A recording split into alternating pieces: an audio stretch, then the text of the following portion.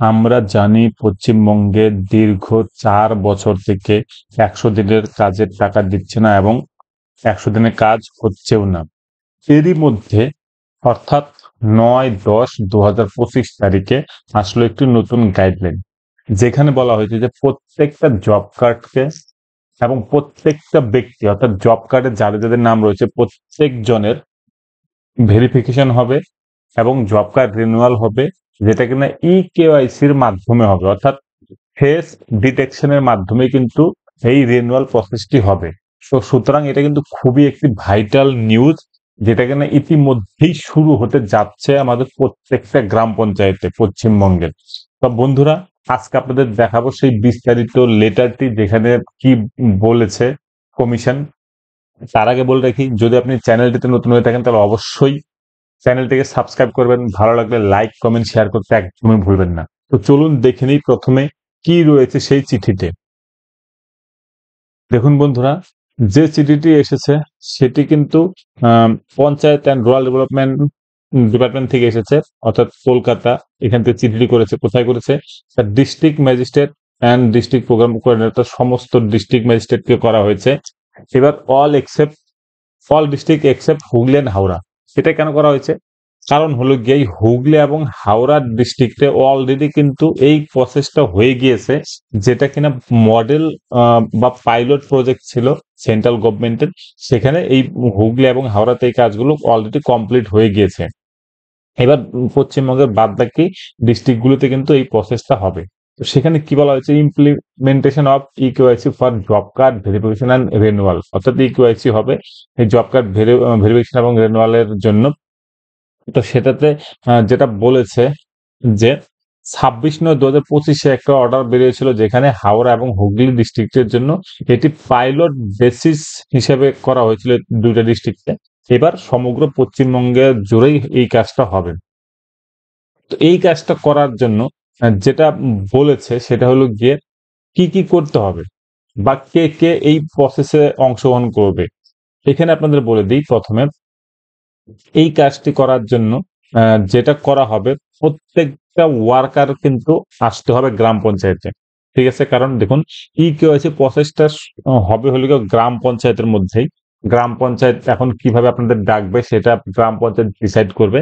সেখানে আসার পরে কিন্তু আপনার কেওয়াইসি হবে এবং এই রিপোর্টটা দেখা যাবে কোথায়? MIS রিপোর্ট 1R1.19, এখানে কিন্তু রিপোর্টটা দেখা যাবে। অর্থাৎ আপনি যদি MGNRS এর যে ওয়েবসাইট রয়েছে সেখানে যদি ঢুকেন, তাহলে পরে R1.19 একটা পয়েন্ট আসবে, সেখানে কিন্তু দেখা যাবে। তো যাই হোক, এবার এটা কিভাবে করা হবে? একটা মোবাইল অ্যাপ আছে, সেটার নাম হলো গিয়ে NMMS, অর্থাৎ ন্যাশনাল মোবাইল মনিটরিং সিস্টেম, যেটা কিনা যখন কাজ শুরু হয়েছিল আমাদের পশ্চিমবঙ্গে, যখন চলছিল বেসিক্যালি, তখন কিন্তু এই অ্যাপের মাধ্যমে অ্যাটেন্ডেন্স নেওয়া হতো। এবার সেই অ্যাপের মাধ্যমেই এই কেওয়াইসি করা হবে। সেটা মোবাইলের মাধ্যমে করা হবে। দেখুন, এটা অ্যান্ড্রয়েড ওএস ভার্সন যেটা 9 এবং অ্যাবভ হতে হবে, সেই মোবাইলের মাধ্যমে এটা করবে। এটা গ্রাম পঞ্চায়েত থেকেই করবে। এবং ফেস আরডি, অর্থাৎ ফেস ডিটেকশন হবে। ফেস আরডি একটা অ্যাপ আছে, সেই অ্যাপটাও কিন্তু ডাউনলোড করতে হবে মোবাইলের মাধ্যমে। তারপরে কিন্তু এই কেওয়াইসি প্রসেসটা হবে। ঠিক আছে? দুইটা অ্যাপ গ্রাম পঞ্চায়েতের যে স্টাফ আছে তারাই কিন্তু এই কাজটা করবে।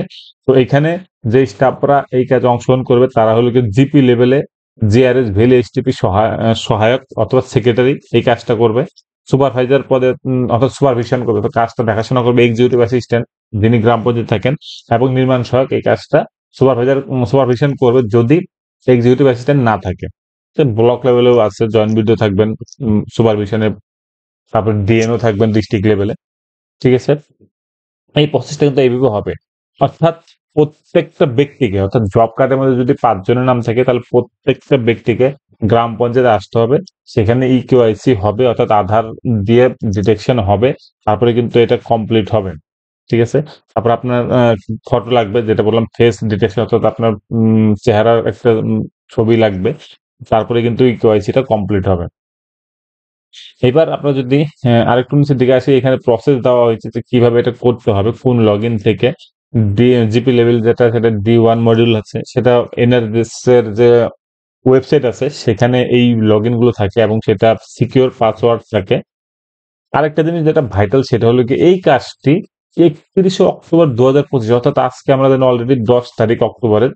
31শে অক্টোবরের মধ্যেই টোটাল প্রসেসটা কমপ্লিট হবে, কারণ যারা ডিস্ট্রিক্ট লেভেল আছে অথবা গ্রাম পঞ্চায়েত লেভেলে আছে তাদের প্রথমে ট্রেনিং হবে। এবং ট্রেনিং এর কথা বলা হয়েছে ভিসি মুডে হবে, সমস্ত ডিস্ট্রিক্ট অফিসিয়ালদের সাথে এই স্টেটের। সেই ডিস্ট্রিক্ট যখন নিয়ে নিবে ট্রেনিং, তারপরে তারা কিন্তু কি করবে, সেটা ব্লক এবং জিপি পার্সোনালদের সাথে ট্রেনিংটা করবেন। এই ট্রেনিংটা হয়ে যাওয়ার পরেই, এবং এই ট্রেনিংটা বলেছে 10/10-এর মধ্যেই হবে, 10 তারিখের মধ্যে অক্টোবরের। তারপরে কিন্তু টোটাল প্রসেসটা শুরু হয়ে যাবে কাজটা। তারপরে হয়তো তারা গ্রাম পঞ্চায়েত মাইকিং করে দেবে বা অন্যান্য ভাবে প্রচার করতে পারে এই কাজটি করার জন্য।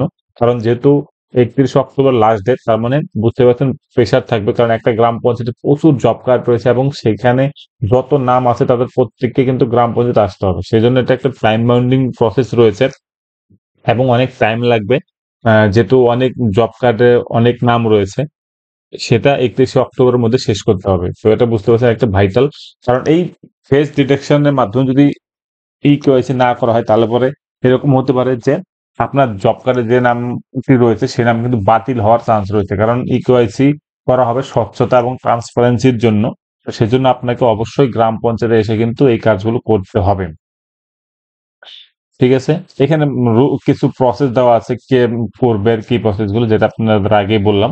তো সেটা বলা হয়েছে।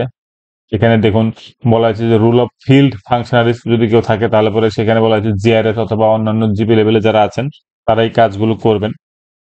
এবং এটা এই NMMS অর্থাৎ ন্যাশনাল মোবাইল মনিটরিং সিস্টেম, একটা অ্যাপ আছে মোবাইলে, যেটা কিনা গ্রাম পঞ্চায়েতের আধিকারিকদের কাছে থাকবে, তারাই প্রসেসটা করবে। এবার এখানে আপনাদের আরেকটা জিনিস দেখাচ্ছি। দেখুন, এটা একটা অর্ডার হয়েছিল, যেটা কিনা সেন্ট্রাল থেকে করেছিল।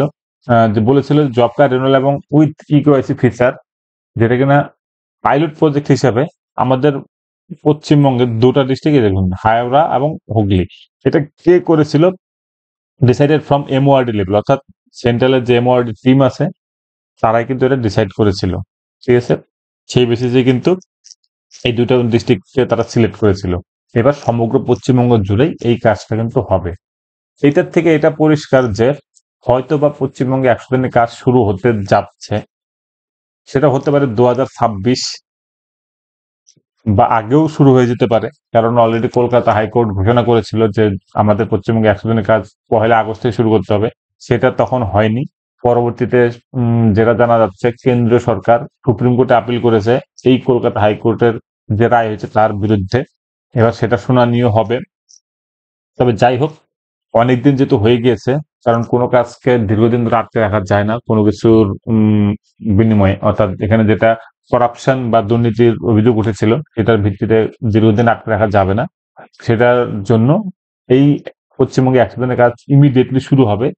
এই কেওয়াইসি প্রসেসটা হয়তো তারই একটা প্রসেস, যে এটা হয়ে গেলে পরে তারপরে কাজ শুরু হবে হয়তো।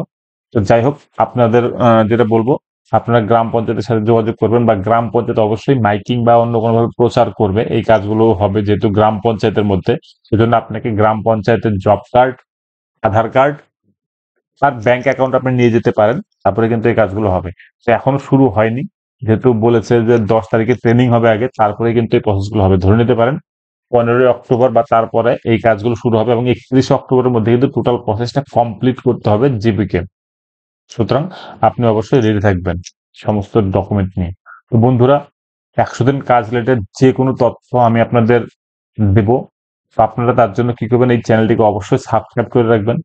আর একটা জিনিস বলি, যদি আপনাদের অন্য কিছু জানার থাকে তাহলে অবশ্যই কমেন্ট সেকশনে লিখবেন, আমি অবশ্যই আপনাদের কমেন্টে রিপ্লাই দেওয়ার চেষ্টা করব। ধন্যবাদ বন্ধুরা।